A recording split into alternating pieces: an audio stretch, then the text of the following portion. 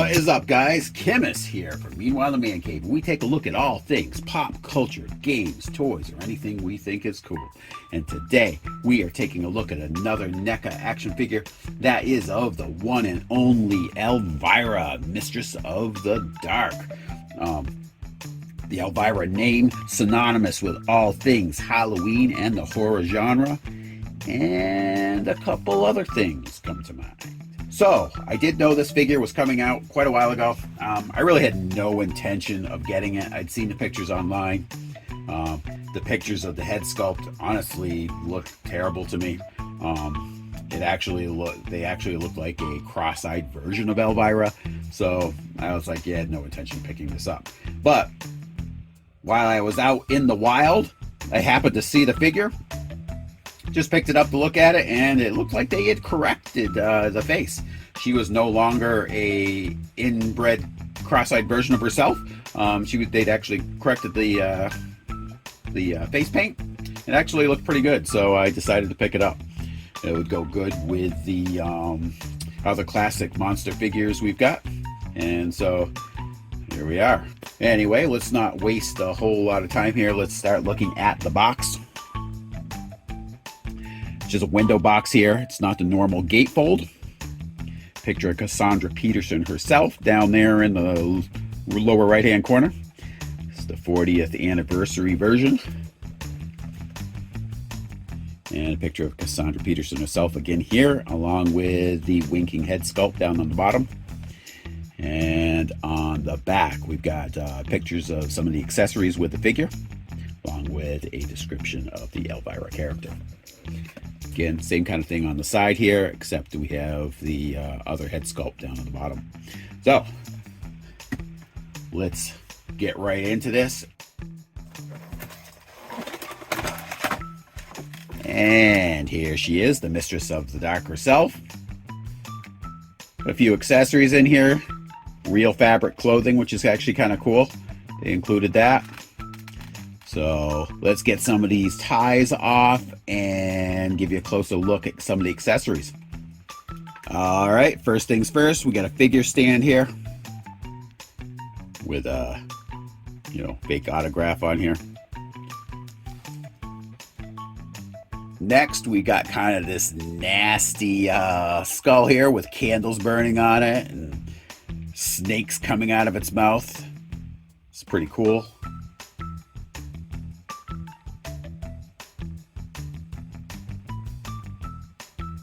Little spider on the side there. It's pretty wild.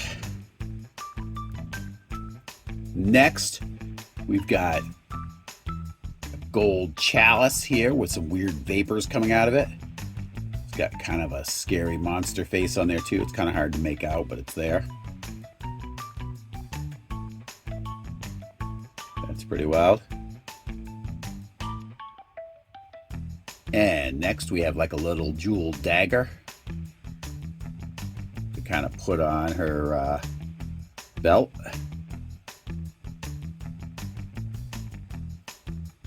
And the extra head sculpt, the winking one. They did make this one look better than it did originally. Still, I don't know if I'll have this head on there. I don't think I will. I'll leave the original one.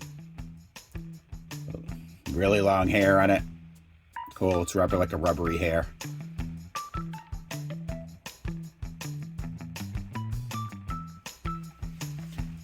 And here she is. Figure itself. Looks pretty cool. Like I said, they improved the eyes.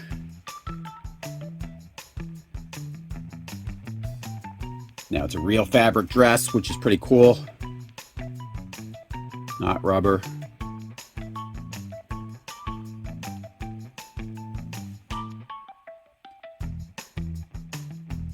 And this is where the knife should go, the dagger. Right there. All right, articulation wise. So you've got the lateral movement there, the same on both sides.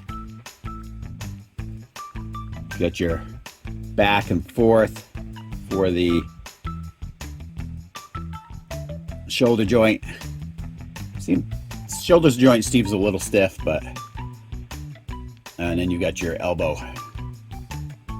joint. It also goes outward, which is nice. I like that you have that outward motion for the elbow. So you've got the twisting with the wrist. You also have a joint there for bending it. I don't know if I'm going to mess with that too much though, because that seems like a really small hinge right there. I'd worry it would break. So I'm probably not going to mess around too much with that. It's going to be the same thing with the other side. Now let's talk legs. Get your back and forth motion, obviously. You've got a single knee joint. No twisting at the knee. And down here at the ankles. A little bit of a hinge right there for moving. Not a lot.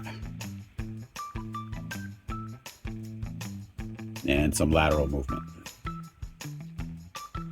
All right, at the waist, you do have some twisting. Twist back and forth here. All right. And you have some abdomen crunch here.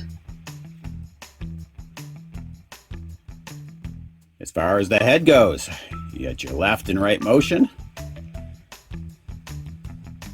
Not any back. There's just no room for the head to kind of tilt back with all that hair. You can tilt it forward a bit though. All right, let's get this figure posed and I'll let you know what I think.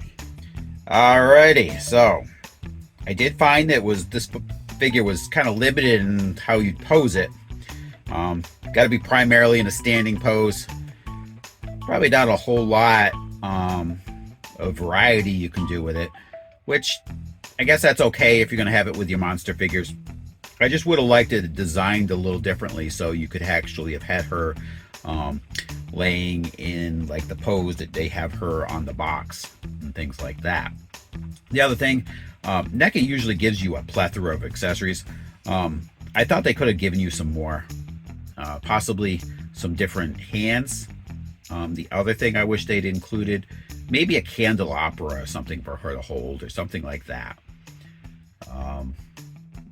I don't know. I think they could have come up with some stuff, you know, to add to the figure. Maybe some little mini movie posters from some old B movies or something like that. Would have been kind of cool. Or even made up B movies. Some fake movie posters or something like that. That could have been cool. But overall, I think the figure looks really good. The accessories that do come with it are cool. But I just feel like they could have given you even more. I do like that they made it look like she was wearing stockings with the paint app that they did. And overall, I feel the paint job on this is done really well. I just feel they could have added a few more accessories to it. And maybe some different articulation. Because a lot of that articulation could be hidden anyway, since the dress covers most of the seams and everything. So anyway, I do think this is going to go good with my classic monster figures.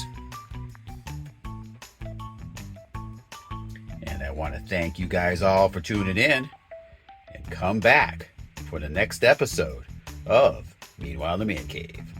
We'll talk to you guys later.